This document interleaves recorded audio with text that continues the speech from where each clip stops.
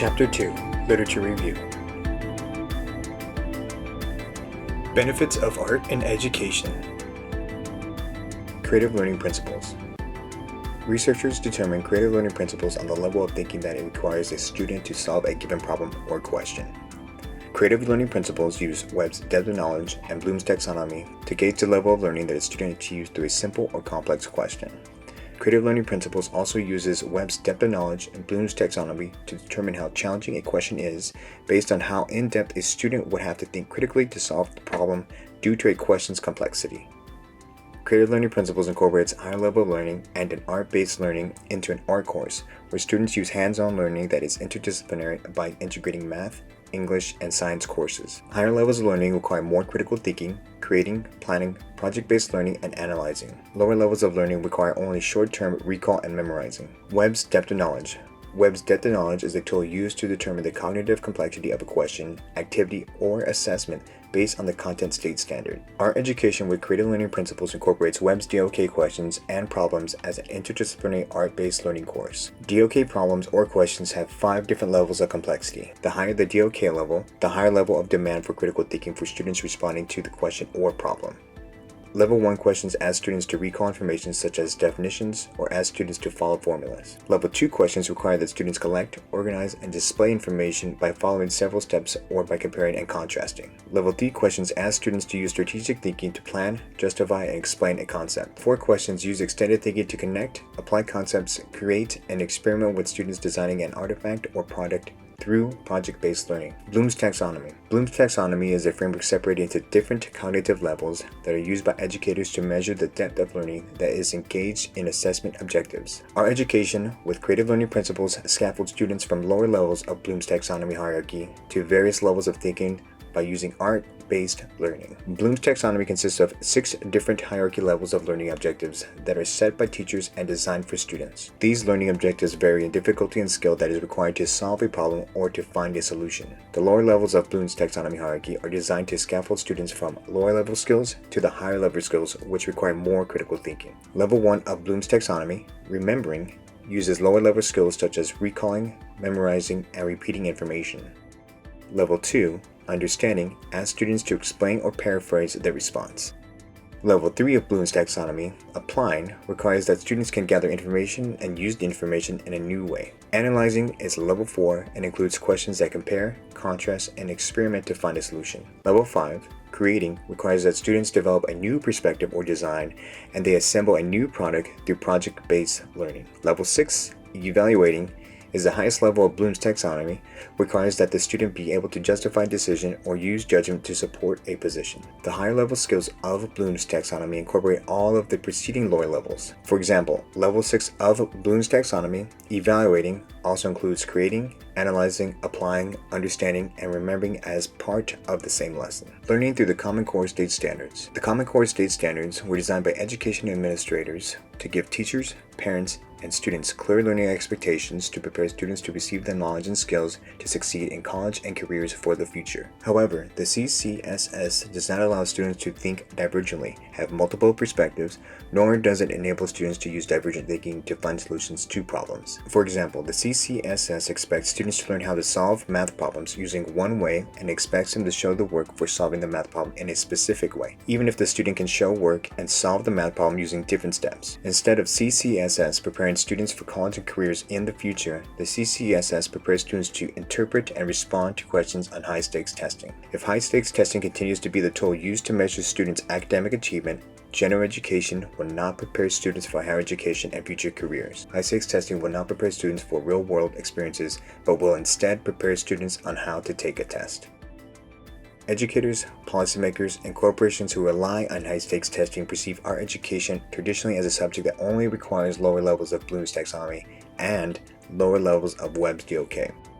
Traditional art education in the United States is perceived only as an activity focusing on fundamentals of art, effective, aesthetic, or for the sole purpose of assisting students' scores on assessments and academic achievement. Traditional art education is perceived as beneficial as a social-emotional learning activity, or an activity to allow students to become more expressive. Traditional art education is also perceived as a craft to teach students the fundamentals and basics of techniques and using tools for art. Traditional art would only introduce art as a craft and not beneficial to students to cultivate higher levels of thinking. Art education in middle school will counter these approaches by giving students the potential to develop solutions to problems through project-based learning. Learning through the arts. The visual performing arts framework uses high levels of learning that incorporates multiple intelligences in contrast to the straightforward linear CCSS, which teaches curriculum through problems that have a single solution. The current CCSS curriculum and high-stakes tests mainly use lower level 1 depth of knowledge questions that favor recall and memorization,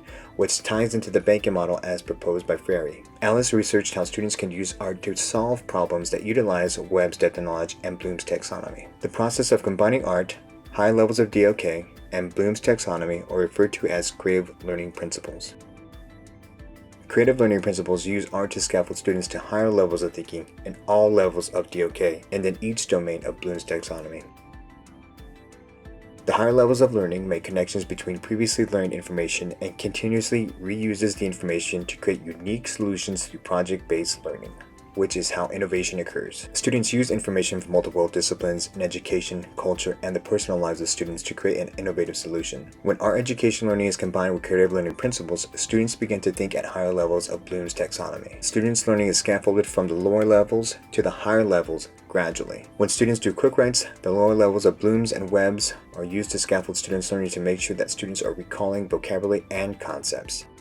As students begin to plan, modify, and revise their work, the middle levels of Bloom's taxonomy are used. At the same stage of Bloom's taxonomy, level 4 of DOK is also achieved, which includes creating, designing, critiquing, analyzing, and applying concepts. Some of the lessons that students receive in order to think at higher levels include creating actual artwork and critiquing their own original artwork and historical artwork. Creating a written critique involves 4 different parts: description, analysis, interpretation, and judgment of the work, other students' artwork, and historical artwork. Alice conducted a case study that used creative learning processes on a grading rubric that coincided with the level of Bloom's taxonomy and Webb's DOK that included 1 middle school and 2 high school art teachers. Following daily lesson plans, students in the Alice case study were asked to create a butterfly design that included using different levels of Bloom's taxonomy and Webb's DOK. Students received higher grades depending on if the student used higher levels of Bloom's taxonomy and Webb's DOK for the student's butterfly designs. Students who did not put in a lot of effort, used simple anatomy and basic shapes for the butterfly design, received a lower grade based on the rubric because the students did not choose to critique, evaluate, or recreate the design. Students that scored higher on the grading rubric designed a more anatomically correct butterfly, critiqued their design, used complex shapes, and chose to improve the butterfly design after the critique. Although not explicitly stated, the creative learning principles that were implemented in the Alice study cultivated self-efficacy and divergent thinking as students were encouraged to score higher on the grading rubric and attain higher levels of thinking. As a result of the Alice study, students began to need less directions from the teachers and were more self-directed when art education is integrated with creative learning principles. Students in the Alice study became more creative with their design, which can be interpreted as evidence of divergent thinking. Students showed evidence of self-efficacy as students were motivated to put more effort into the butterfly designs as students redesigned the butterflies after the critiques. Students used higher levels of thinking as students made connections of what they were doing in class to how much effort the students were exerting to complete the butterfly designs. Art education that includes creative learning principles differs from conventional art education in the United States because art education that incorporates creative learning principles requires higher levels of learning. In contrast to how traditional art education is perceived, art education that includes creative learning principles incorporates project-based learning that is interdisciplinary. Creative learning principles encourages students to develop original ideas and solutions different from other students' ideas and solutions. Interdisciplinary learning through art.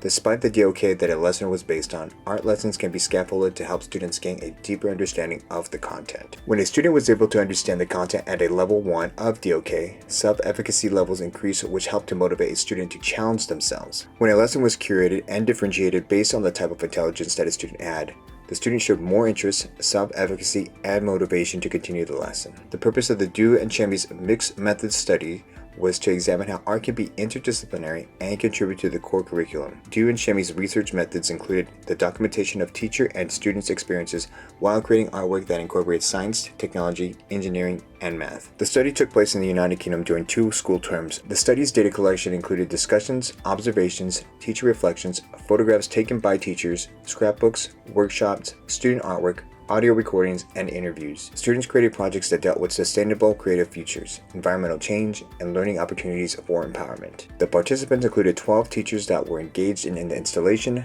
documentation, and art making. The participants also involved 21 elementary school students that created interdisciplinary activities, including sketching for art. For the English part of the curriculum, students did planning, writing, speaking, reading, and drama. For math, students analyzed music for patterns and rhythm by listening to audio recordings. Students in the study used science and engineering to test and build shelters made from different materials. Duinshemi's findings concluded that as a result of completing the project, students described their final experiences differently from their initial experiences. Students initially described the artwork as fearful or concerned. In contrast, at the end of the study, students evoked emotions to describe their experiences with the same artwork as openness of heart and mind. Students believed that the opportunity to make artwork made it possible for them to use their imagination, explore, be creative, and create. Duinshemi determined that when students have spaces to develop artwork, that those spaces are, quote, in which innovative learning experiences emerge, end quote, to allow students to create interdisciplinary artwork. When incorporating art into other disciplines, students used more in-depth thought when completing assignments, since students are using a hands-on, project-based approach to learn. When art was integrated into the lessons, students requested more time to complete assignments, signifying the students' increased interest, attendance, and engagement in the assignments. Teachers also prepared the lessons more in depth to differentiate lessons for students with multiple intelligences. As students made multiple physical renditions of art to attain the desired outcome, students demonstrated an increase in levels of self-efficacy. Baladelli and colleagues studied what was appropriate for students to learn in preschool that would be the foundation for all learning to follow in their lives. Baladelli and colleagues examined that the education that students receive in primary school was a determinant for the students' growth. Baladelli and colleagues found that when teachers focused on the individual differences of students, teachers were motivated to explore different ways of engaging students. Baladelli and colleagues concluded that the crucial point in multiple intelligence allowed students to understand and learn about their strengths and weaknesses. Baladelli further found that as students learned about their weaknesses, they built upon and improved them without getting discouraged. Simmons examined how the arts addressed the intelligences normally unresearched by academics. When art was incorporated into curriculum, Simmons found that art fostered academic skills for students whose intelligence was outside the traditional parameters that are measured on high-stakes tests. Simmons identified ways that multiple intelligences can improve the teaching that occurred in art programs, while multiple intelligences also reached a wider range of students. Simmons analyzed multiple intelligences in different content areas over a one-year period.